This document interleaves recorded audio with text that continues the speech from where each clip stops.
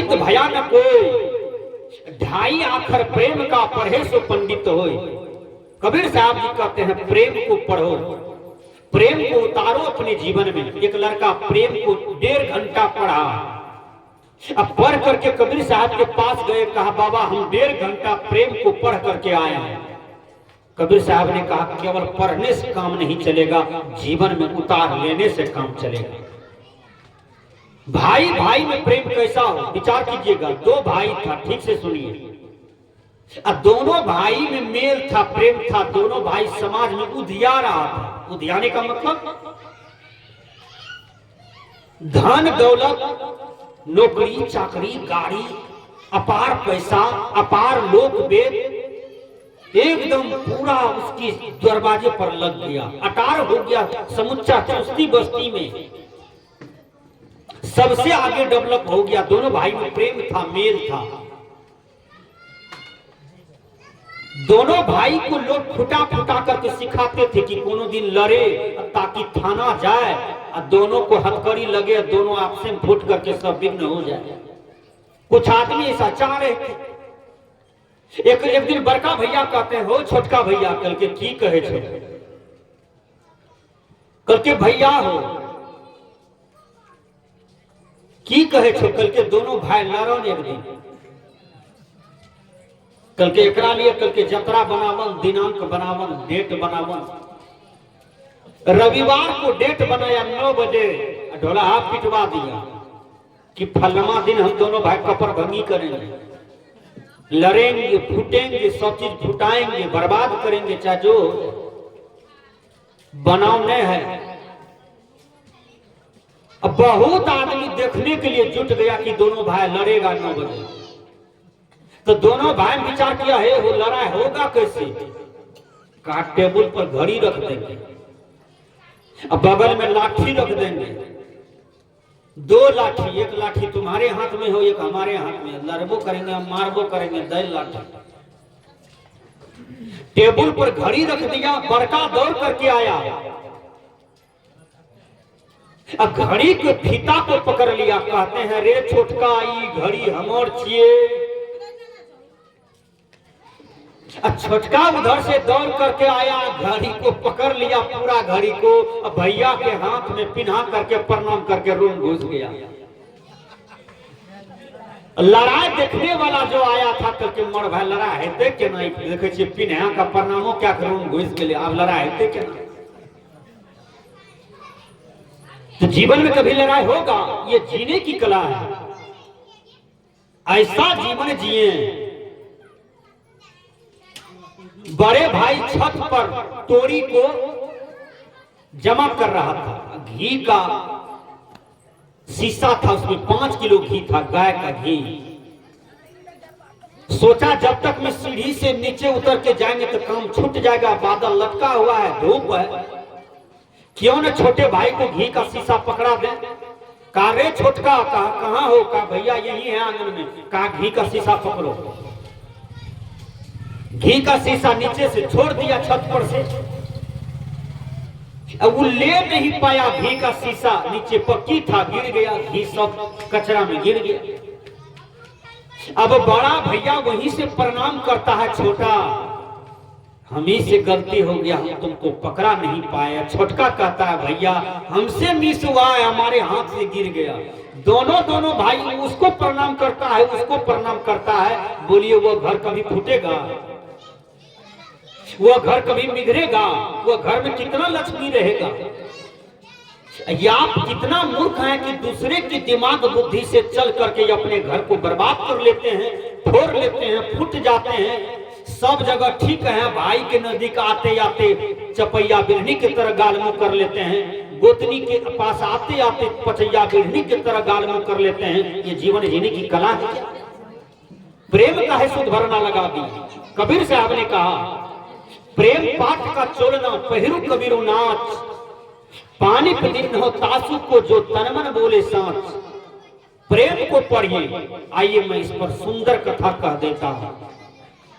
जो प्रेम में नहीं रहिएगा, एकता में नहीं रहिएगा, फुट फुट होकर के चलिएगा, उसका दुर्दशा देखिए क्या होता है।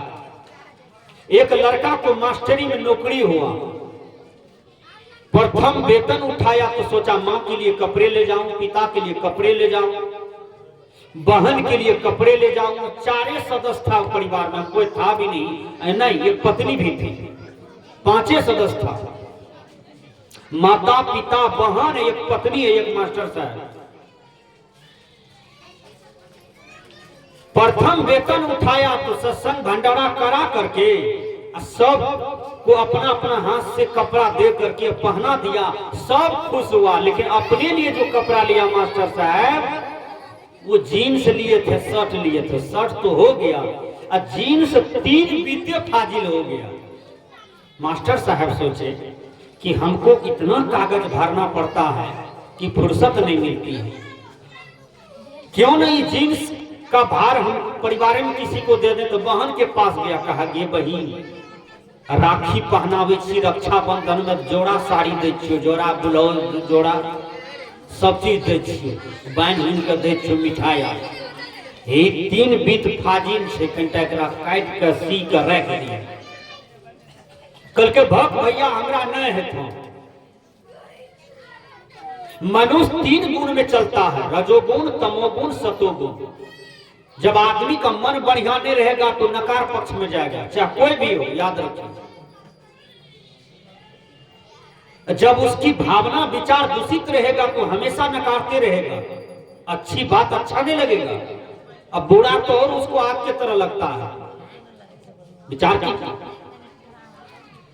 बहन नकार दिया तो पत्नी के पास गया, कहा कि हे परम प्रिय मेरे जीवन साथी, 3 बीत ये जीन्स फाजिल है, काट करके सी करके रख देना, करके जान बहिन के लड्डू दे छो, साँझे साँझ रसगुल्ला दे छो, जानो करे कहीं। वो भी नकार दी। फिर गए पिताजी के पास, पिताजी कहा बेटा एक ठो चश्मा फूट गया है, नहीं सूझता है, हमसे नहीं होगा। माँ के पास गया, माँ भी नकार दी। जब मास्टर साहब जीन्स को छोड़ करके चले गए स्कूल, इस बीच में देखिए चारों के अंदर में सतोगुण उभार हो गया।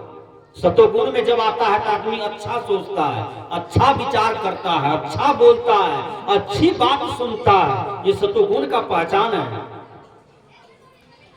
जब सतोगुण में आया तब बहन सोचती है, आहा एके ठा भाई छे, कहलके इतना तक काम 4 मिनट लागते, क्या दे छी। किसी से किसी को परिवार में बनाव नहीं था, मेल नहीं था, आपस में बात भी नहीं करता था, खा पी लेता था, लेकिन सब जैसे तैसे रहता था। देखिए बहिन 3 बीत जीन्स को नाप करके काट करके सी करके रख देती है, किसी को नहीं कही। फिर पत्नी आई, वो भी 3 बीत नाप करके काट करके सी करके रख दी। फिर बूढ़ा बाबा आया, वो भी 3 बीत नाप करके काट करके सी करके रख दिया। फिर माँ आई तो 3 बीत नाप करके काट करके सी करके रख दिया। कोई किसी को नहीं बताया, नहीं टोका। जीन्स हो गया बोगला के, बोगला को भी नहीं हटता। मास्टर साहब जब आते हैं स्कूल से तो कहा जाते हैं आज हम ही कर लेते हैं जीन्स वाला काम। जब जीन्स को खोजा तो देखा जीन्स 1 बीत का बन गया है, तो न फरोकी को अटेगा, न कबूतर को, न बोगला को। तो विचार कीजिए, ये फुटवल जीवन जीने की कला में यही दुर्दशा होगा आपका परिवार का। तो आइए मैं कह रहा था कि सत्संग एक परिवर्तन प्रवर्तक स्थल है। मनुष्य को बदलना चाहिए, जीवन जीना की कला को सीखना चाहिए। वो कैसे होगा? आइए बहुत सुंदर भजन के साथ मैं आपको ले चलता हूं।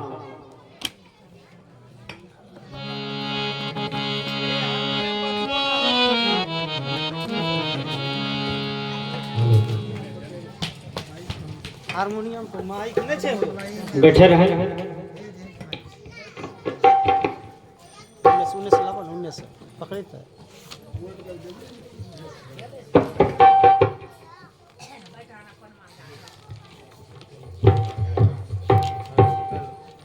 लाइन काटल छे, हेलो नहीं छे की